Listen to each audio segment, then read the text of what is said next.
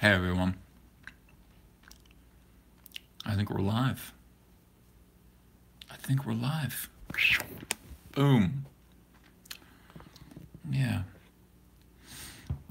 Let's just wait for a couple more people to come in. I'll wait patiently. No, just kidding. Hang on a second. Let me get my chat up. Hi everyone. Hello. Well, what a day we're having today, right? What a day. Another big diversity in comics video about me. Did you guys see it yet? I'm chewing gum. I'll stop chewing gum. It's rude. Yeah. Hey everyone. Hey nieces and nephews. It's me, your Uncle Ethan. Yeah, if you want some gum, I do have plenty. I keep this on my desk. Yeah, just so I can like have gum while I'm working. I'm drawing a Hawkman. People are like, oh my gosh, like is EVS working on Hawkman of DC? No, but I'm working on a commission of Hawkman for somebody. And yeah, I mean, I'm gonna actually take this and I'm gonna cut the edges off, and I'm going to make a triple page spread so I can actually draw out his wingspan. Can you imagine? Like his wings will take up 3 pages, and I'm gonna draw them like a real hawk. I'm gonna do the hawk, the way hawks' wings are kind of marked up and everything. Yeah, so it should be cool. We'll get to that later. How's everyone doing tonight? Chat is going fast. We have a lot of people in here. This is great. Yeah, somebody mentioned that I was in Bearing's chat earlier. I visited. I like that guy. He's cool. I'm like, now I'm a big YouTube fan. Like, I know everybody that's on YouTube. I go around and I like subscribe to everyone's channels. Good. All right, so we're gonna do two things tonight. I'm supposed to be downstairs in the basement running. I'm gonna run later. I wanted to get a chat done before I did and visit you guys. Part of my new attitude about my YouTube channel is to just keep the content coming. Just keep that content coming. I want to put up videos. I want to put up comic reviews. I want to put up drawing demos. I want to talk to you guys about the actual art and craft of comics, the real meat and potatoes of sitting down and doing a comic book all the time, what it's like, what you need to do. So what we're going to do tonight is we're going to look at this thing here. Doom, Cyberfrog. This is, and then, we're also going to do a brutally honest portfolio review live. I've picked one out. It's something else. We'll go and do it.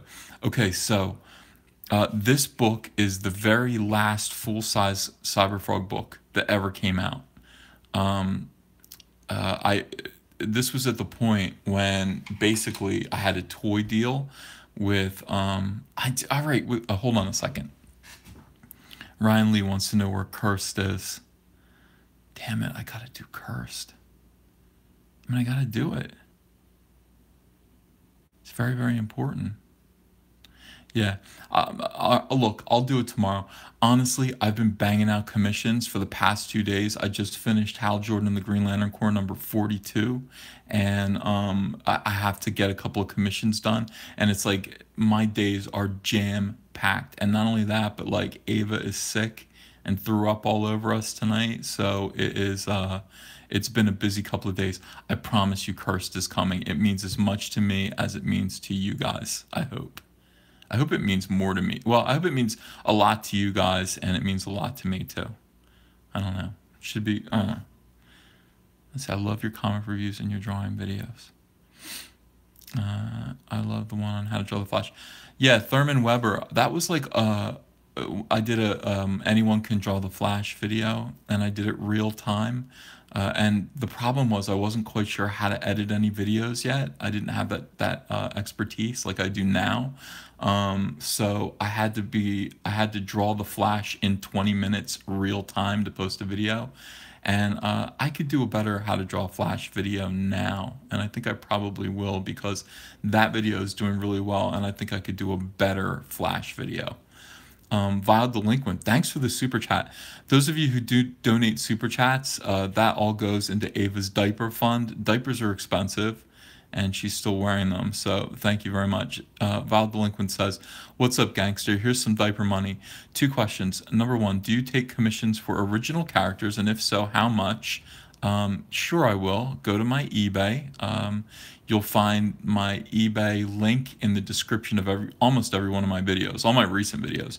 You can go there and you can order commission a drawing there, either a bust or a full figure, and you can have me draw whatever you want. If it's your own character, that's fine.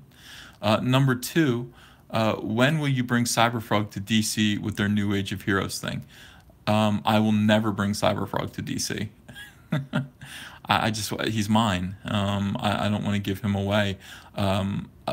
I will tell you, I am in discussions right now about Cyberfrog, like serious discussions with other publishers, with other people, about bringing Cyberfrog back, because it's been officially 20 years. And it just seems like I've got a really, really good idea that has to do with everything that's going on in comics right now. So I'm motivated, and I feel it, you know? It's like you just feel it. Vile Delinquent. Also, Hulk versus Superman. Who would win? Superman would win. I guess that's the question, and thanks for the super chat. Another super chat. Yeah, okay, so this is Cyberfrog, and this was meant to be called Amphibionics #1. Now, Harris Comics, we had a toy deal, we had a cartoon with Fox Kids. Dan DiDio, who is now the president of DC Comics, worked at the animation company. What was it called? Mainframe Animation. That's where I first met Dan DiDio, and his company was in charge of animating the Cyberfrog cartoon, which is going to be all CGI. That's where I first met him. The toy deal fell apart when the Japan contingent of Playmates Toys came in and fired everyone in LA. And there went my toy deal, just like that. Like that. And it sucked. I remember they called me. Playmates Toys called me. Guy called me, like, from his convertible. This guy Tim that I had met and worked with. He's like, "Yeah, listen, I just got sacked from Playmates," and he told me the story real quick. He's like, "Sorry about your toy deal, but I'm gonna try to go work for Mattel. So give me a call. Here's my number." And I never took his number back, or I never took it down, because I was sleeping, and I just went back to sleep. I don't know what happened to Tim. Andre, with 2 eyes at the end. Thank you for the super chat. More for your diaper fund. Hope your baby gets better soon. Me too, because it's a mess. So when Harris Comics heard that we no longer had a toy deal with Cyberfrog, suddenly this book became unprofitable to publish, especially at the rate they were paying me, which was pretty substantial. I mean, they were really hoping to get rich from a Cyberfrog cartoon and a toy line. And I showed you the toy last night. And that was the sample. So that was all out the window now. And they basically said, you know, like, well, you know, we'll keep trying, kind of half-heartedly, to get Cyberfrog on TV and get a toy line. If you want to do a monthly series, they offered me $2,000 an issue to keep drawing Cyberfrog, but I had to do it every month. Now, $2,000 is not enough to support yourself, especially when you're living in an apartment and you're kind of a slow artist. And I lived by myself. I had my own little place. I tried to do it for 2 months, and I did 2 issues of Cyberfrog and was literally starving. I remember, like, I couldn't get groceries doing Cyberfrog, which is why I called DC Comics and why I ended up working over there. In the meantime, Harris Comics held on to the 2 issues of Cyberfrog that I did for them. And the deal was they could maintain the ownership of the character as long as they published 1 issue every 2 years. So guess what they did? They held on to Cyberfrog each issue. They put this out 2 years after I left, and then they put the second one out another 2 years later, and thus they held on to Cyberfrog for another, I think, 4 years. But eventually, I got the rights back, and I have them to this day. I haven't done anything with them. But they put out this as a black and white comic, And then the second one that they put out the size of a zine, okay, which is, maybe like half the size of a comic book. And I don't have any of those.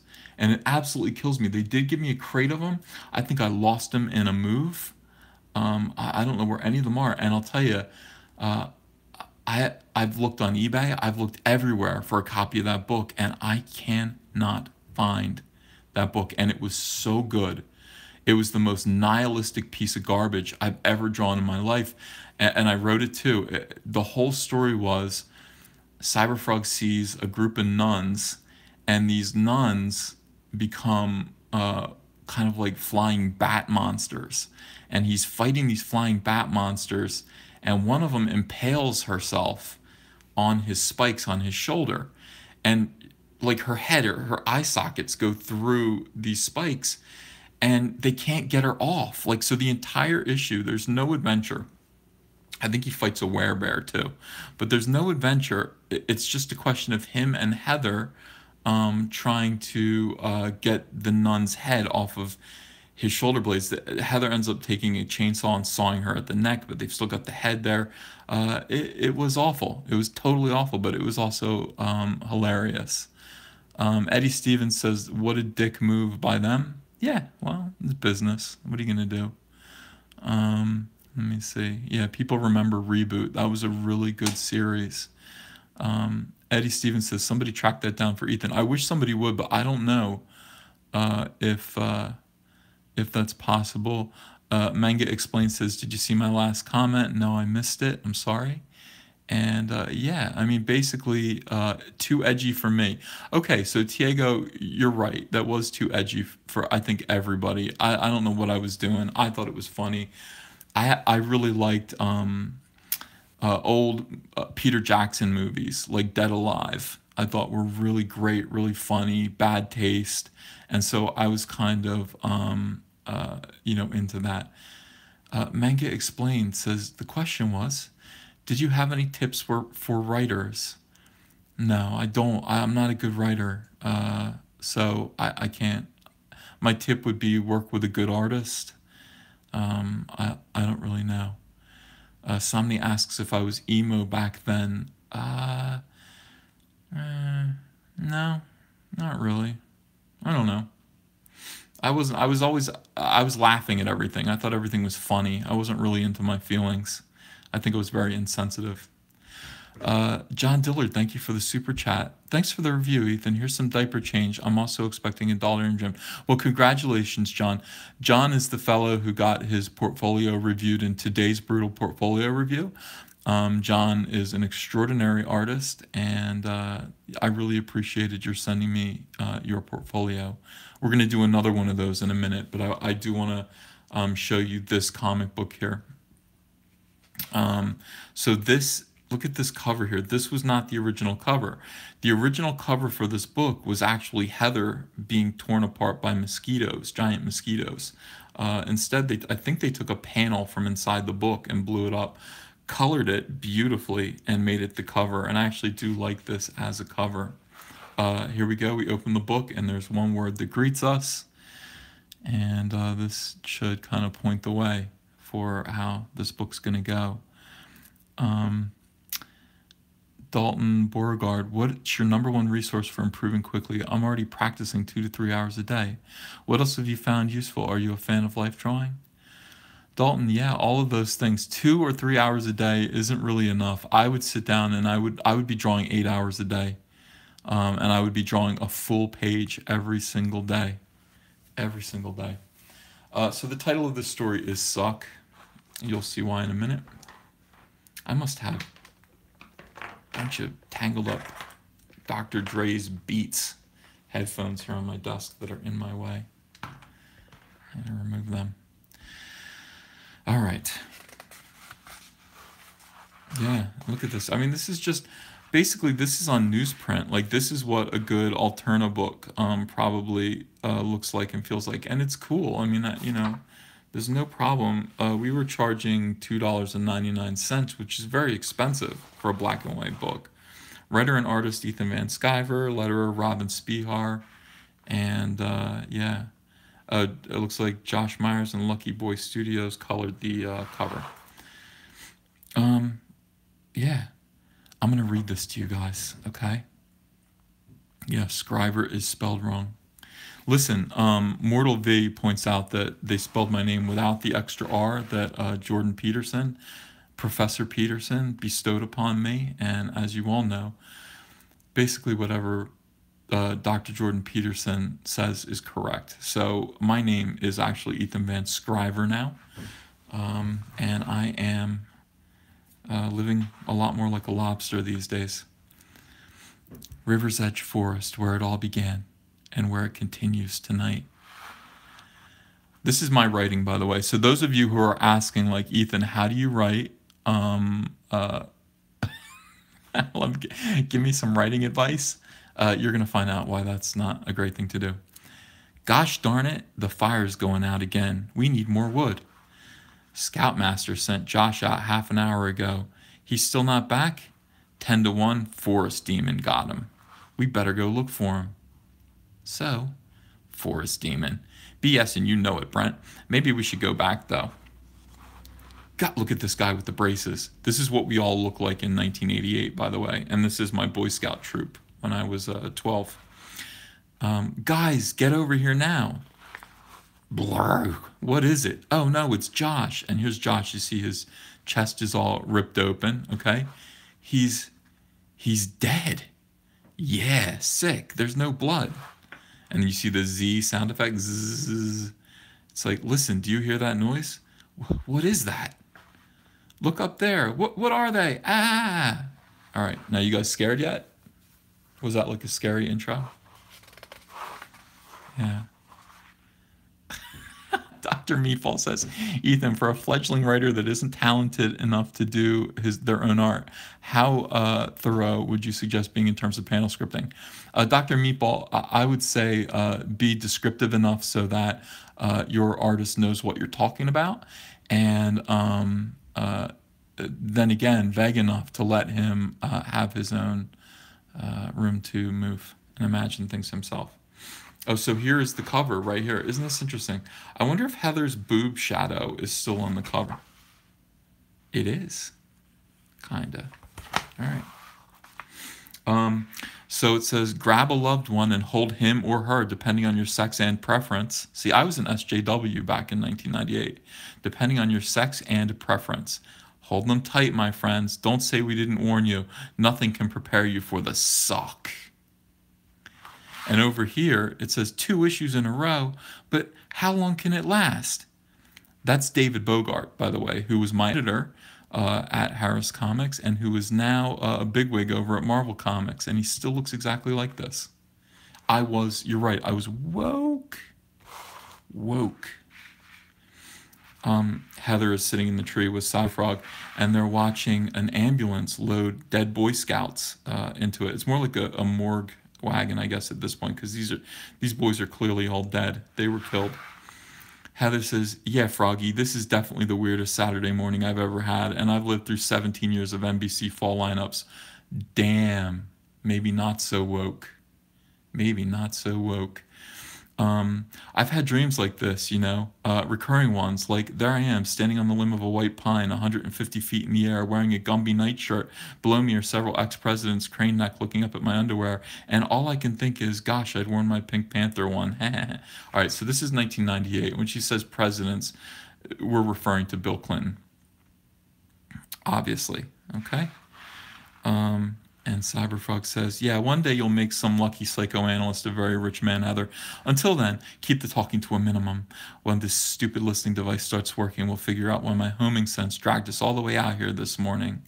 Crackle. That makes 5 kids completely drained of blood. Okay, so here's the thing about Cyberfrog, okay? Cyberfrog, yeah, you're right. You guys could color this in. I could make a coloring book of this. Cyberfrog is a homing device that takes him wherever danger is. Oh my god, Salamandroid's in this. Badass. Okay. Well, there go at least 5 old ladies who will have to cross the streets by themselves. That's called gallows humor because they're Boy Scouts. The injustice of it all. Who could have done this? Detective? Giant blood-sucking vampire bats?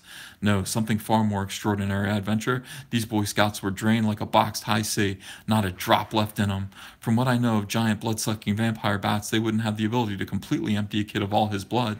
This is sparkling dialogue. This is amazing dialogue. Yeah. Hi, welcome, Save the Fantastic Four. Welcome, Chasley.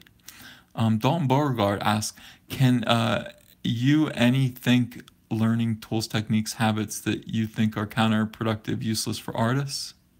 You'll have to rephrase that question. Richard Adams, thanks for the super chat. Ethan, you are the best. I had zero interest in Hal before your channel, and now I'm buying anything that you draw. Any chance that you could draw the TMNT? Oh, Dare to Dream. That would mean working for IDW, and there's not a fucking chance in hell. Okay, moving on. By the way, if you want to know why I said that, you can listen to yesterday's video. Or you can just, watch any anti-SJW YouTube video that's on YouTube right now. Crackle, let's get these kids toe tagged. My brain hurts. Let's get these kids toe tagged. I think that's how cops really talk. 5 kids, that's a lot of blood. Who could be that thirsty? Not Vampirella. No way. Harris Comics isn't into us doing a crossover. See, this is fifth wall. Guess that rules out Panther too. Damn, we're back at square one. Not really. If I learned anything at all from watching the A-Team, it's that in order to solve a mystery, you gotta investigate. You learned something from Mr. T? I pity the fool that didn't. Come on, Heather. I'm taking you home to get packed for tonight. We're going camping. Look at that smile. Look at that smile. Meanwhile, my buddy, I can't believe I drew. I didn't know Salamandroid and Cyberfrog were ever in the same book. Elsewhere, later that evening. Hey, I got your message. Where the heck are you, Sal? Figures he invaded my head and didn't even bother to show up. This was good. I was right on the verge of being pretty good. He said, I missed you, Rebecca. She says, eep or meep. Nisma says, what does Cyberfrog actually sound like?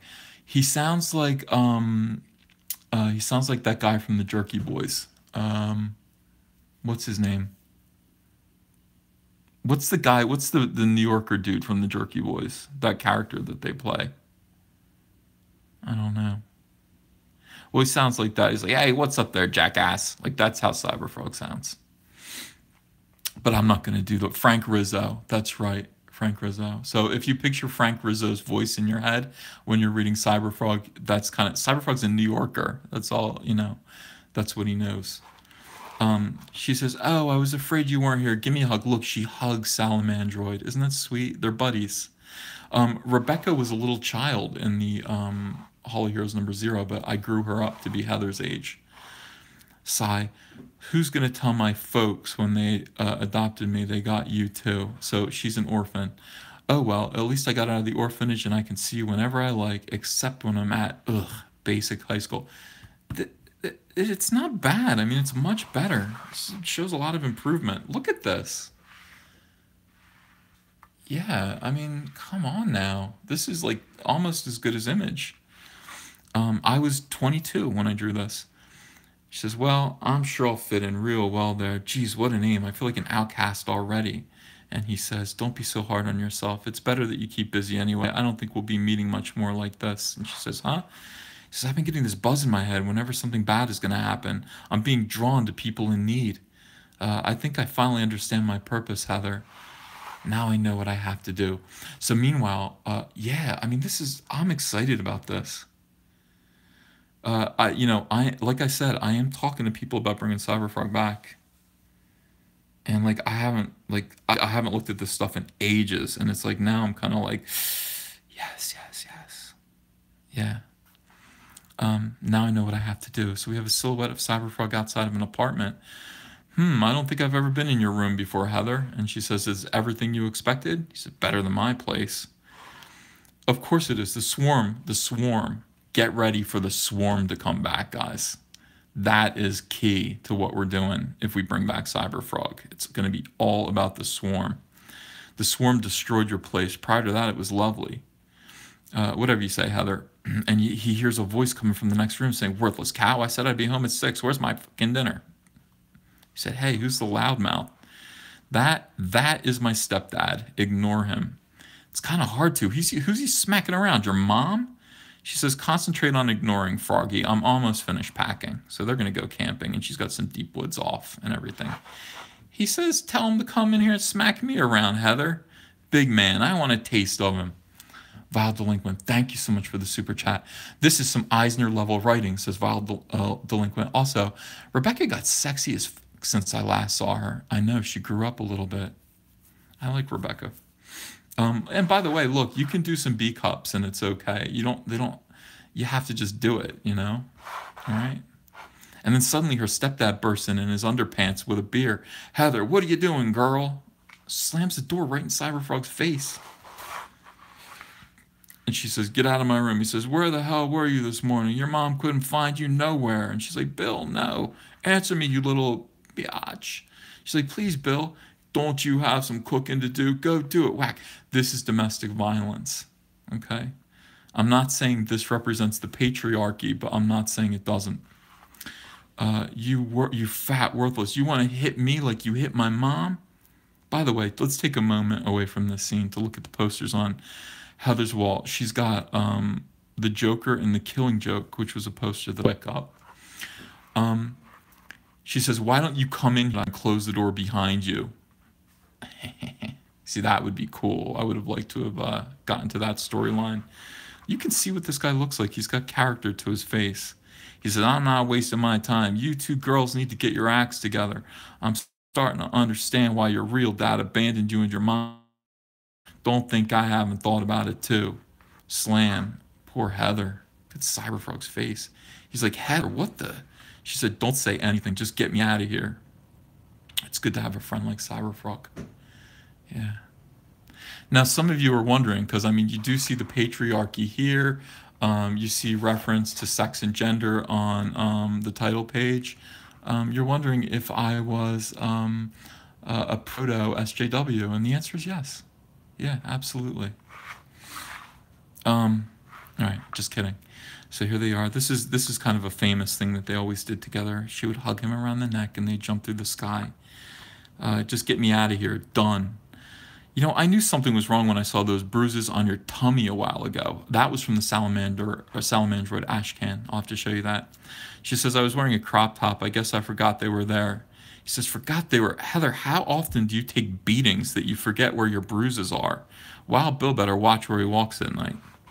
So they land in the woods. Froggy, do you want any bug repellent? I've got a big can of it in my... I don't need no stinking bug spray. I've got thick skin. Where are you going? Well, I brought a blanket too. I'm going to try to find a place to put it down where we can at least stretch out for a while we're waiting for Dracula to show up. So they don't know who sucked the blood out of those kids. She says, I'd like to be horizontal and comfortable when I get my jugular pierced. He says, that's the spirit. Give him hell. This isn't bad. I mean, I think so far out of all the Cyberfrog books I've read that I did, this is the best one. I'm pleased with this. There's actually a story and the dialogue's not evil. Cyberfrog reacts, Froggy. Heather, I tripped. I'm okay. The other guy isn't so healthy. How hard did you run into him? There's a dead body on the ground with flies. How hard did you run into him? Not this hard. Another body. We're in the right spot at least. Yeah. What do you think about like Cyberfrog as anime? Would that be cool? Powerful stuff here. Says Shinto. Catch up. We're almost done. Stop it. I'm telling you guys a story. It's bedtime. You should be tucked into your beds. You should have your blankets pulled up to your chins.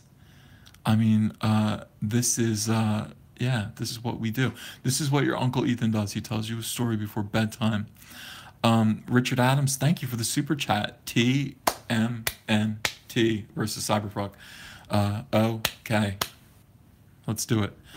Well, I mean, but not with IDW. We'll wait until that property comes free again or goes somewhere else. Yeah, you can call me daddy if you want. No, please don't.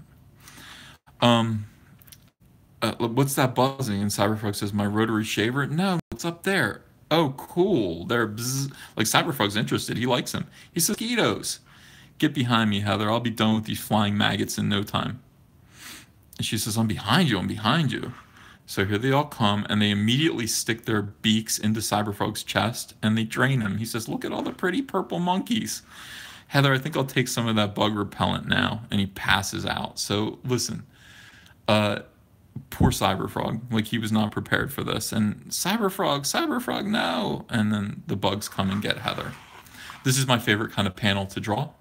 Black panels where the lights go out. Who turned out the lights? The fact that I'm now conscious implies that my healing powers are taking effect. Nice to know I can restore my body's blood supply as easily as repair a couple of bruises. And here he is coming to consciousness. Mosquitoes took Heather. I'm still not fully recovered, but I've got to find her. Drag marks in the dirt.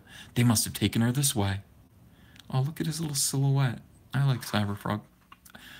I don't care how you guys feel. I mean, maybe you're into Cyberfrog, maybe you're not, but I love Cyberfrog. He's so cute. Track stop here. Did they go inside this spooky old tree? What would Mr. T do? That's the question. Mr. T would probably look inside the tree. Crunch, crunch. Something's crunching under my feet. I better strike a match. And then, you know, Cyberfrog's body reacts to his needs. So he's like, even better. The lights come on. And look, a line from an Indiana Jones movie comes to mind. Those aren't fortune cookies, Mr. Jones. Dead bodies everywhere. Look at these, like, exsanguinated human bodies. Interesting. The inside of the tree is a passageway into this giant cave. Good hiding spot for, Hey, this isn't rock. Feels more like brittle, dried clay, and underneath it's metal. Yeah. Do you think I'm better as a reader than Benny, really? Oh. I need a microphone right in front of my face, and I need to kind of just, like, you know, emote with my hands a little bit more. He says, what the hell is this place? Oh no, not another one of those symbols. It can't be him. That's Ben Riley's symbol for Deathfly. Yeah. Oh, quality's down to the 200s. Uh-oh. It's your boy Ethan. You guys can't see this? How do I fix the quality? I don't know. Let me see. Normal? Yeah. Yeah, I don't know. Maybe I can move the camera a little bit. I can see that it's pixelated. Oh, this is terrible. I'm looking at it on the screen. Streaming signal issue. Bang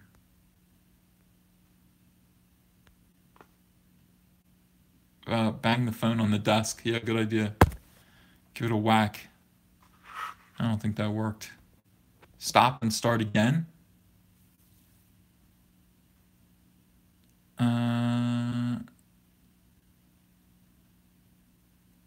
Yeah, I don't know what to do. Should we start over again?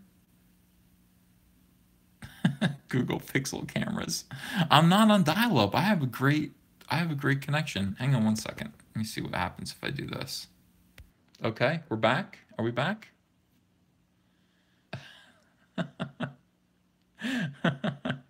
Yeah, now it's clear. Can you guys see? All right, can you hear me? Well, I changed the Wi-Fi. Yeah. Are we good? All right, we're good. All right, and it's better. So Cyberfrog sees this symbol inside the cave. Somewhere else. Well, I still got my blood, Heather says, because it's all rushing to my head. Oh my God! Where the hell am I? And Heather's hanging upside down, and there's a throne where a mosquito queen is sticking her tongue down this guy's mouth. And he's going, irk. And she's saying, die slowly, tender one. Feed me your life. I am the queen of blood. Minions, remove the shell. Bring me my next feast. So all this bitch does is, like, drink the blood of people. Yeah. Terrible. She says, I know you don't mean me. And they said, no, they mean me, Heather. And I've got something for these bugs to suck on. I couldn't put that in a kid's cartoon. I couldn't put that in a kid's cartoon. Intruder, get him. Yeah. So, Heather, how you holding up? She says, how do I look? He says, you look better. Look, he's squashing bugs. He's having a good time. She goes, there you go then. Attack him. Yeah, come and get me, because now, more than ever, it's time to get freaky. And Cyberfrog has a new set of weapons on him. Yeah, nice splash page here.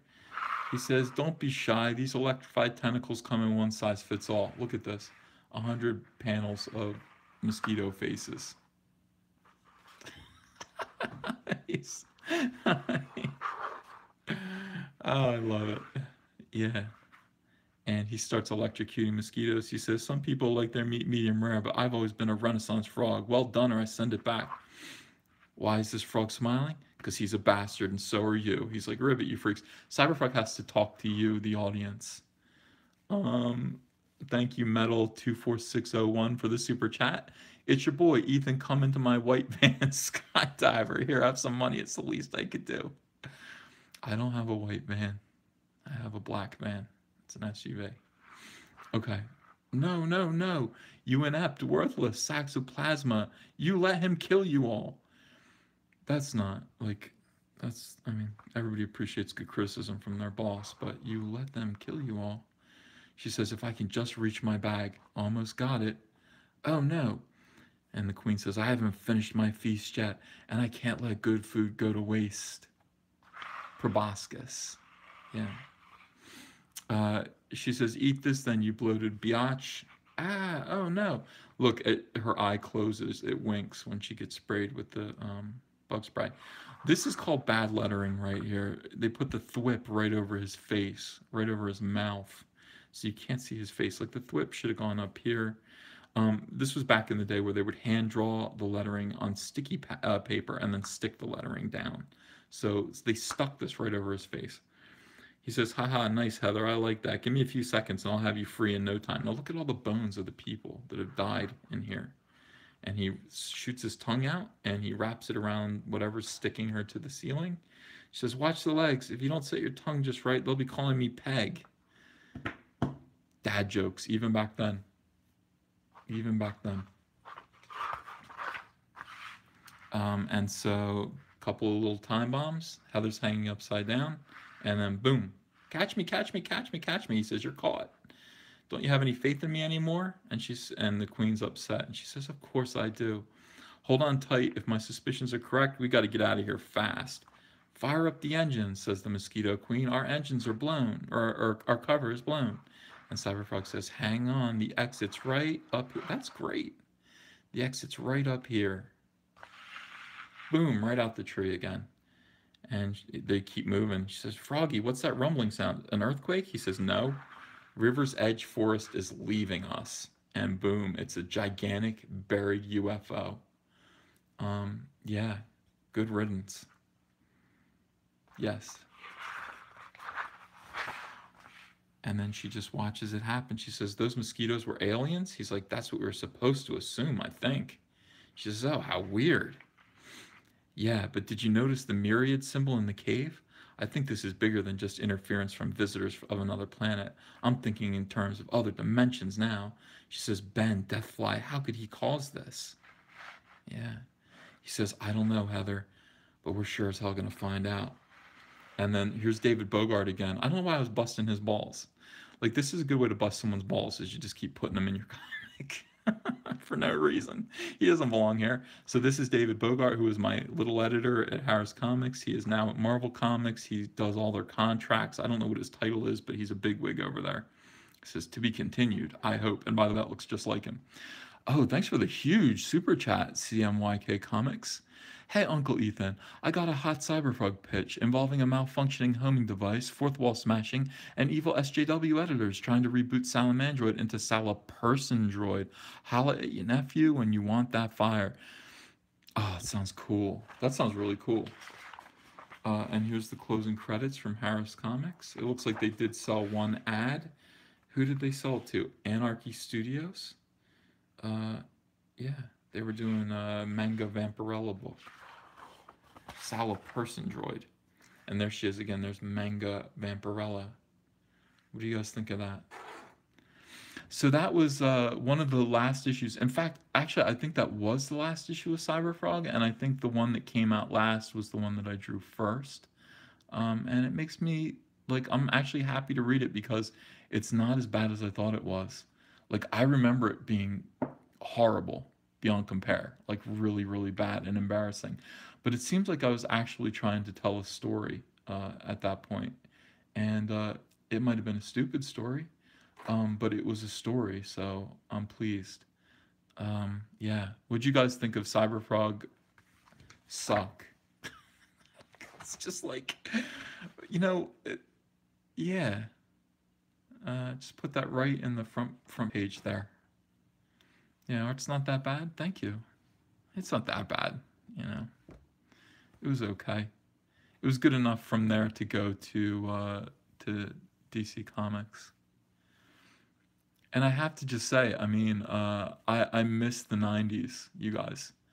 The '90s was an extraordinary time where comics were aimed at the people who were buying them. Believe it or not, comics were, you know, they were fun, they were scary, they were gory, they were sexy. They when you walked into a comic shop, the characters, especially at Image, the characters at Image were just like so exciting. They were so interesting. The coloring was so good that the books just sold themselves, and people actually bought more than one copy, and not just because they thought it would be an investment. It was also because the books really did kind of sell themselves. You wanted more than one copy of them. I mean, when my favorite was Dale Keown's Pit, I used to just see those colors, and they were so great. They were so exciting. I just wanted to be a part of it. So yeah, we do. We need We need more boobs in comics. I think. I think that would be a good thing. All right, so let's do a brutally honest portfolio review. Now, brutally honest portfolio reviews, if you haven't seen one yet, I just allow people to send me their artwork, and you have to be an adult. You have to be ready to take some criticism, and 4 to 6 pages of sequential art. Send it my way, and I will give it a good critique. I'll tell you where you stand. Now, I have tons of these stacked up. I have a lot of them. I could use more. If you have 4 to 6 pages of comic book art that you would like me to review, by all means, send it my way, because I will use it as a learning tool for people who are interested in improving but maybe too scared to send me their own work. Brutally honest, I mean to be helpful. I mean to be critical, and I mean to not really worry about your feelings. Out of all of these submissions that I receive, I always pick one at random, and this is another one that I completely picked at random.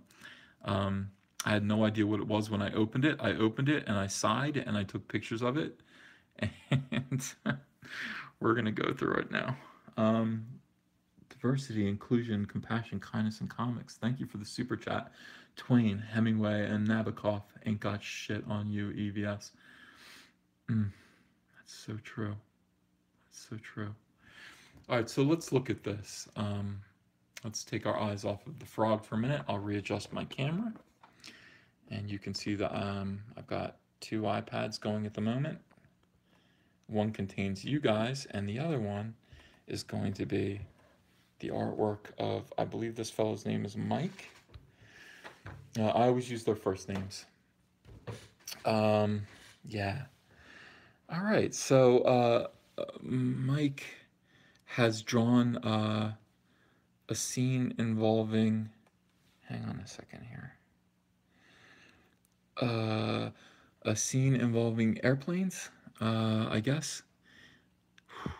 This is interesting. Yeah, okay, so we got a parachuting man jumping out of an airplane. From what I can tell, these are clouds. This is a cloud with webbing on it. The interesting thing that Michael has done is that he has also used an ink wash here. As you can see, he's drawn kind of in a very cartoony, almost children's book style, and then he's put ink wash over it. And that's where you get these splotches of gray. Yeah, and here is an airplane, and it opens, and a dude falls out of the airplane, and Yeah, and his parachute opens. It's a very small parachute. Uh, is that Dre? Did somebody already say that joke? Yeah, somebody did. I love it.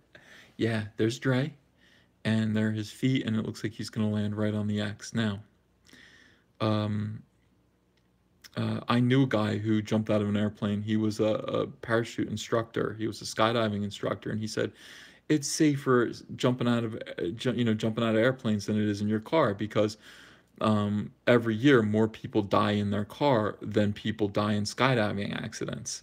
And he didn't do the math, and he didn't realize that there are many, many, many more people driving cars than there are that are skydiving.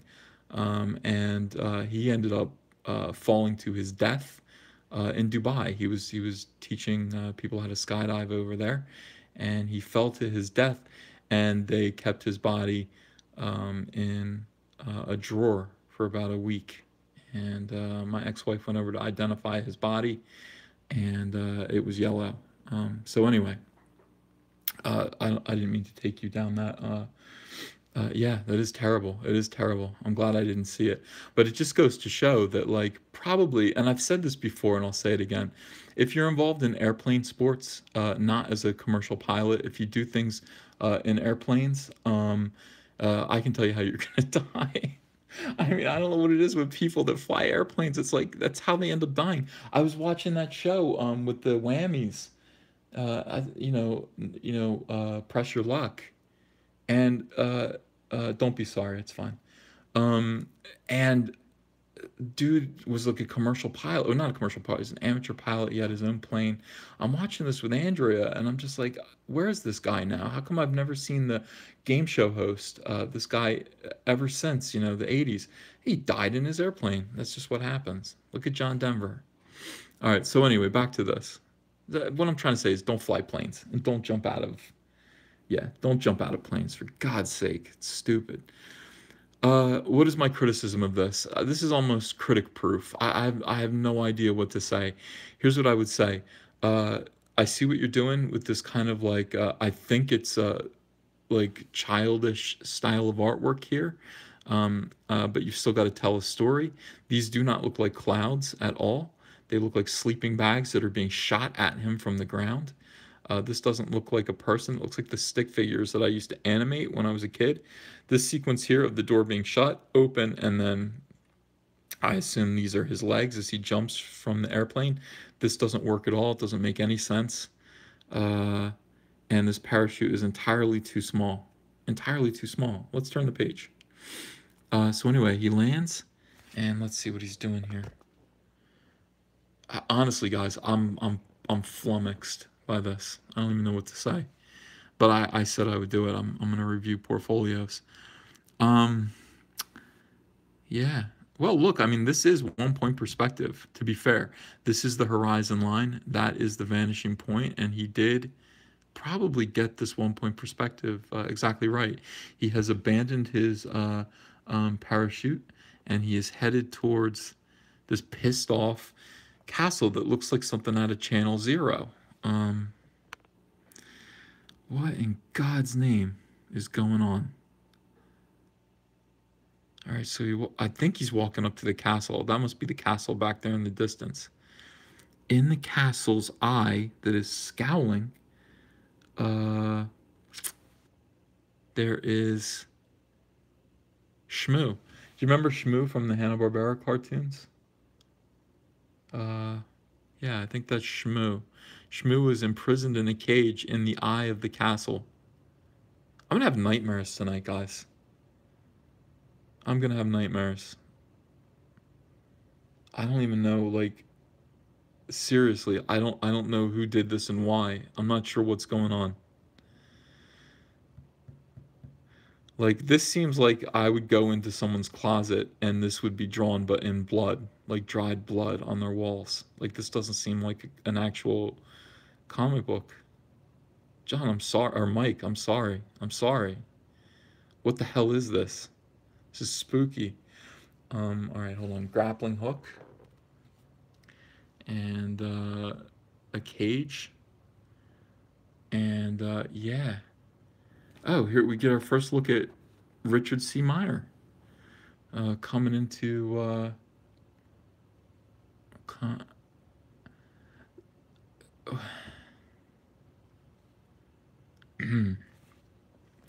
uh, the lumpy dude is scared when he sees the grappling hook that it looks like four little bananas.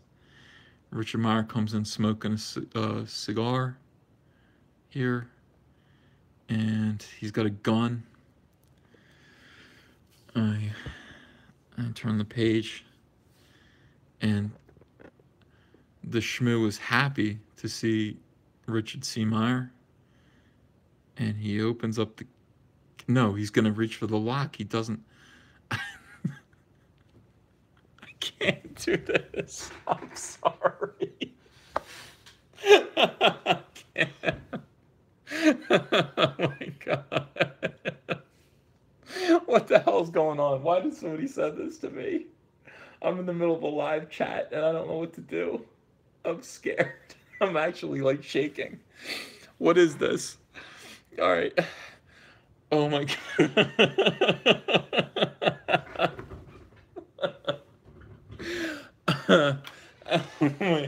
All right. Okay. Oh dear me. All right.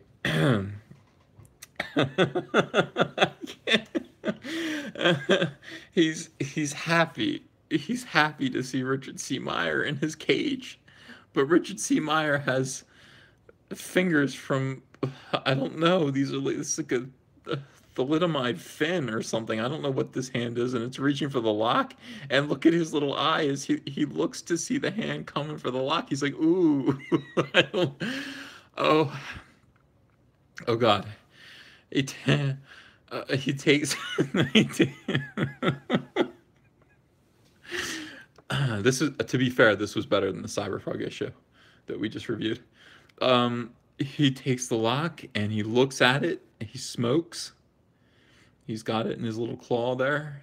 And he looks. He realizes he's got a gun, and the gun, the gun is the answer to everything. This looks like a super soaker. By the way, I do think that if Zach had drawn this panel, he would have probably just cut and pasted a gun from Google in there.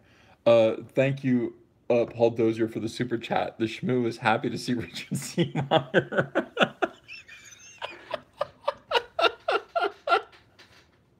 I'm sorry.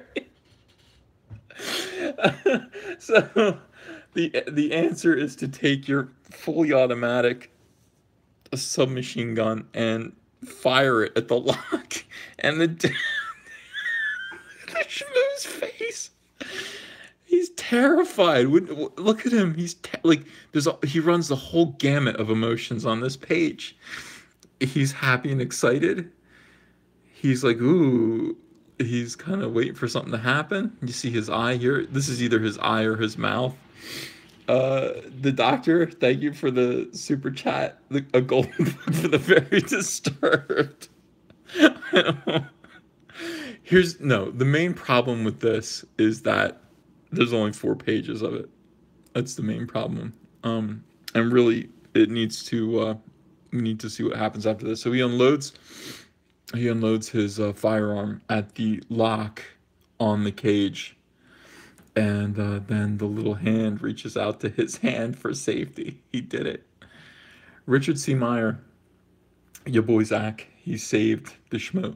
Now, my question for you guys is, if this is a metaphor, if this is a metaphor for something, what is it? What is the Shmoo? What is the lock? And what is Richard C. Meyer doing with his machine gun? I mean, that's all I want to know. Oh, is that Narkish? That's a good thought. I mean, I don't want to rule anything out. I mean, basically, this is all open to interpretation, and I don't want to say that any of you are right or wrong about your ideas. I just want to know what are your ideas. Let's back up again and let's look at Richard C. Meyer, your boy Zach, coming in through the window. What do you think this means? Is it is it the culture war? Richard should be banned from YouTube, somebody says. Oh man, this is deep, yeah. Uh, looking at your chat. I gotta get a drink of water. Oh my god. Random coast person gave me $9.99 to say, shh, am I being too loud? The baby is asleep. Oh, you gotta be kidding me. Thank you for the super chat. Yeah. So wait, this is a trap. Somebody just pointed out that this is a trap. And Richard does get asked questions about traps all the time. Yeah. These are all good thoughts. These are all really good thoughts. Wait, so it wasn't Dre? No, it wasn't Dre. Or is Dre Zach? And has he been Zach all along? Somebody just said that the Shmoo represents me. That's actually pretty heavy. All right, so I'm in a pissed. Oh my god. I'm trapped in a pissed off castle. What does this castle represent? I mean, is it mainstream comics? Is it SJW comics? SJW jail? It can't be DC because DC isn't pissed off, but it's something. Yeah, I'm in the upper floor, someone pointed out, of a pissed off castle. Look closer. And look at me. Fat white dude.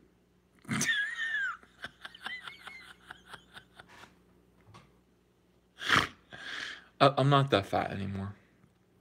I've lost 25 pounds. I look great. Looking out at the window, hoping to be rescued. Richard Adams, thanks for the super chat. EVS, built for comfort. TMT versus Cyberfrog. Is Narkina a trap? Yeah. Who said I still look fat? Pickleson, Dr. Jordan Pickleson. How do you know what I look like? You haven't seen me. You haven't seen me in days. Serena Seal says, how did you lose the weight when your job is to sit at your desk all day? Serena, thanks for asking. I watched my diet very carefully, and I exercise daily. I run, and I love to run. I've always loved to run. So that's good. No, I still have my facial hair. All right. I'm waiting. I'm just for the sake of analogy, I'm waiting. All right. He is thick. And then I'm alarmed when rescue comes. Look, here it comes. And it gets pulled back, and we see a hand. And who is the rescuer? Richard C. Meyer. Yeah. In my cage. I want to be rescued, but I don't want to be rescued, like, not by Richard C. Meyer with a machine gun. And I'm like, hey, how you doing? No, you're locked. I don't know. Traditional methods of opening a lock aren't going to work. I got to use a machine gun. Brrr. Oh, no. Come on out. You're free now. Wow. That actually gave me goosebumps. What do you guys think? Dr. Jordan Pickleson says, I'm kidding, Ethan. You look super hot and dope. Thank you. Thank you. Yeah, I do appreciate that. And you're not wrong. You're not wrong at all. Is that a left or a right hand? Let's look at that. That is a right hand. That's a right hand. So it's the hand's coming from the right. That's actually really good too. Psychotech Arms is saying, in the eyes of pissed off SJWs, you are nothing but a shmoo bastard, just trapped in your misogynistic cage, wishing the ultimate misogynist pig, Richard C. Meyer, to save you. That's as good of an interpretation as any. It really is. Fried Weiss says, are you ripping on someone's portfolio? He says Fort Polio, which is interesting. No, I'm not. I'm finding meaning in it. Much deeper meaning that actually makes this portfolio more personal to me. Yeah. Mr. Dystopian hits me with a very old meme. He says, "Do you have Battletoads, Ethan?" Yeah. No, I don't. I don't have Battletoads. Yeah, so interesting. Clearly, the pissed off castle is the comic book industry, and that's why you're on the top floor. Hmm. Is there any more meaning in this castle? Look at this. The gatekeepers. No joke. The gatekeepers. Or are they? I don't know. They're shaped weird if they are gatekeepers. But they could be. They could be. There's a lot of meaning in this. I really, this parachute looks like cast off underpants, by the way. It doesn't look like a parachute. That looks like the fly, and that looks like underpants. Yeah. The gatekeepers of the Portland Mafia, or whatever they're called. Yeah. It does. At Wildcard Productions, we're deciding what it does mean. I think that the artist did leave it open to interpretation, and we are interpreting it now.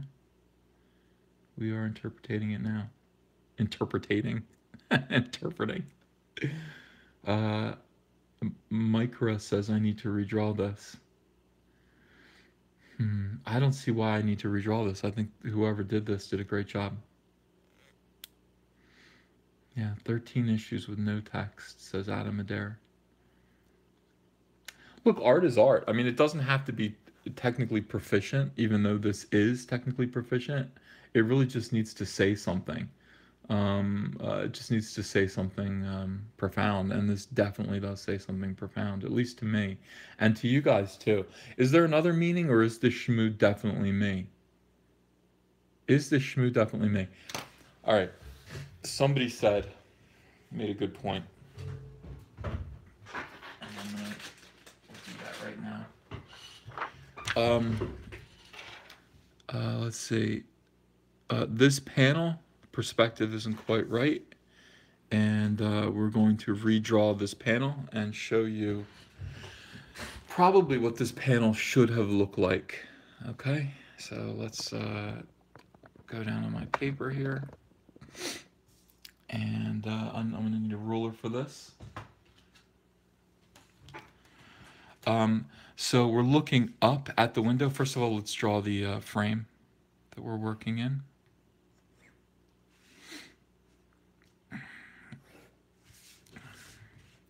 And we try to get it roughly the same kind of shape as the panel that he has used.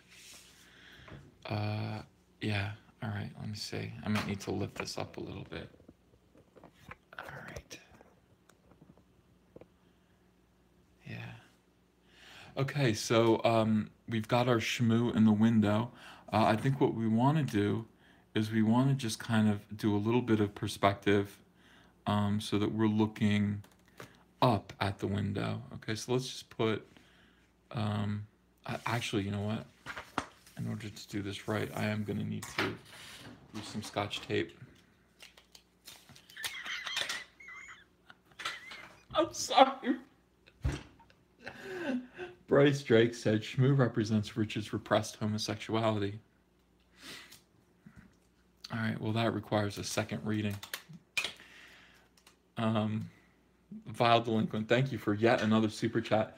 Please put the shmoo in an issue of Hal Jordan as a Green Lantern. I don't see why not. I don't see why I couldn't do that. All right, so let's push this back. We're going to draw a line right here, going straight up.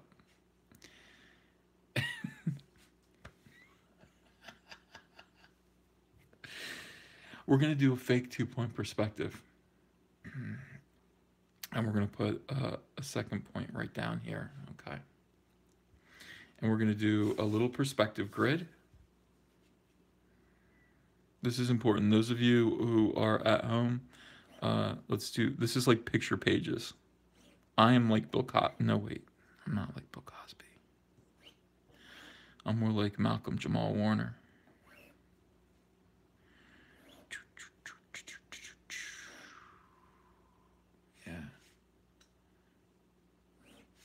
Okay, so yeah, right. Picture pages back in the like early 80s, late 70s. Picture pages was really, really good. Let me see if I can. Do you guys remember picture pages at all or no? I better not put it on. This video will get demonetized again. I can't stand that. It drives me nuts. Um,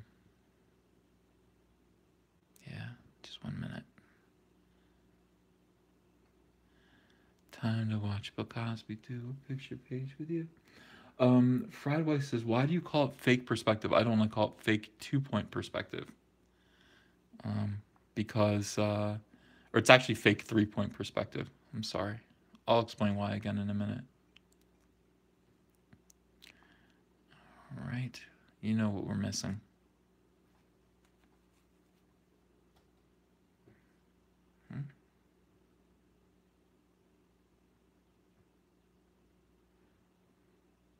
Some of you were like, oh, he's going to do it again. Yeah, I am. All right. It's not working for some reason. All right. Fine, if that's how... Oh, there it is. Okay. A little smooth jazz for you guys to mellow you out while we draw the shmoo in his...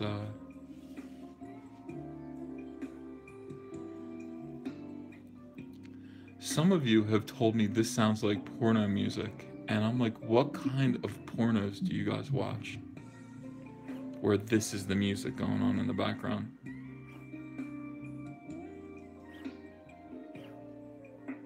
You gotta be kidding me.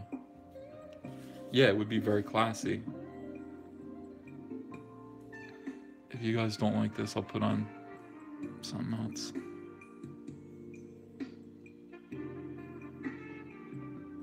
Only the finest.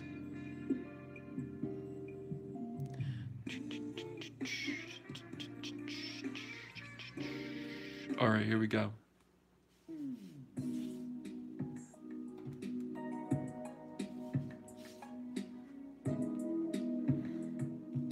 The return of Fabio. Buongiorno. I'm Fabio. And I'm very interested in what makes romance work.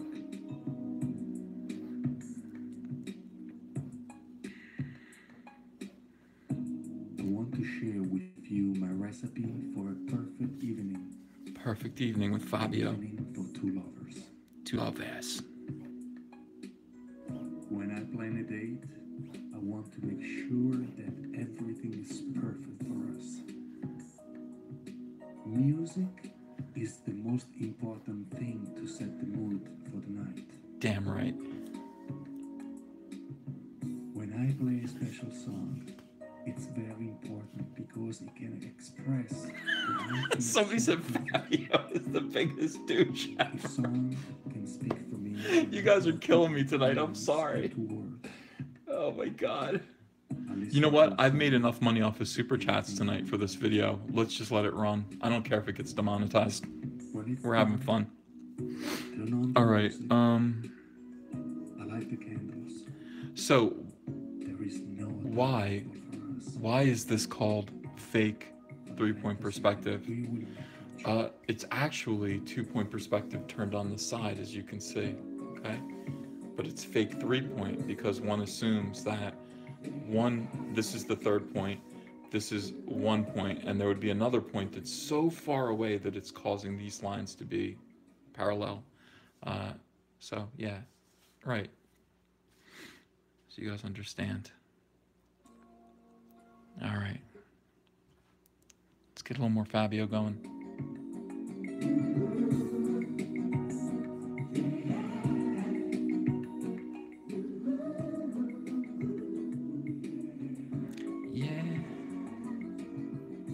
I can be very shy when I first meet a woman, but I always dream of learning her secrets. First, I like to look into her eyes, because they can tell me what she really feels. There is a quality in a woman's eyes. They show more than her physical beauty. Yeah. They reveal her tenderness and passion, How could you call this man a douche? her inner beauty. He's talking about her eyes and inner beauty. That's not douchey. I love to take her any place where I can devote all my attention to her. Ew. It can be a corner of our little restaurant. It can be in front of my fireplace, curled up together. Or it can be a walk on the beach while the waves caress the shore. And I hold her. All right, let's draw this cage.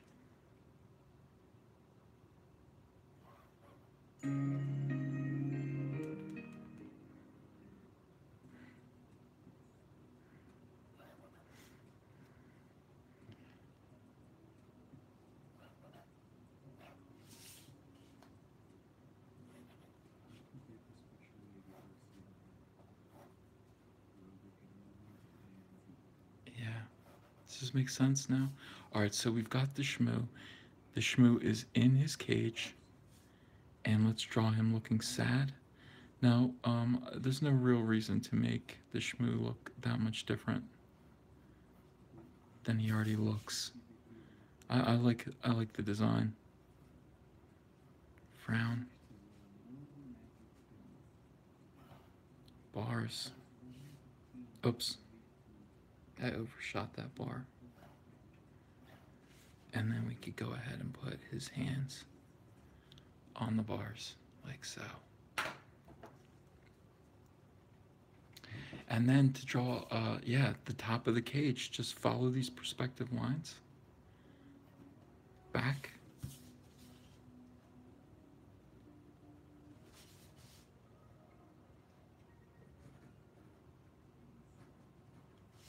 Like so.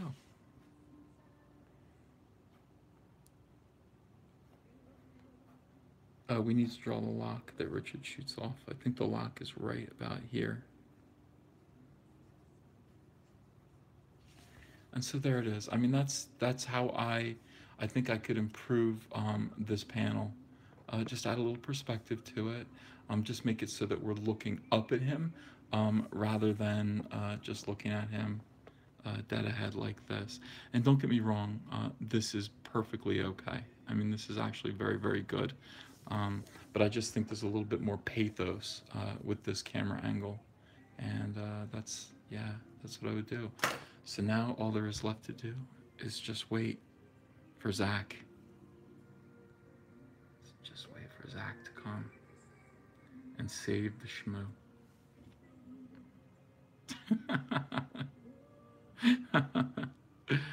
All right, guys, I gotta go. It's getting late and I'm being too loud. But I really appreciate your coming. Thank you very much for the super chats. Thank you for, okay, good night, guys.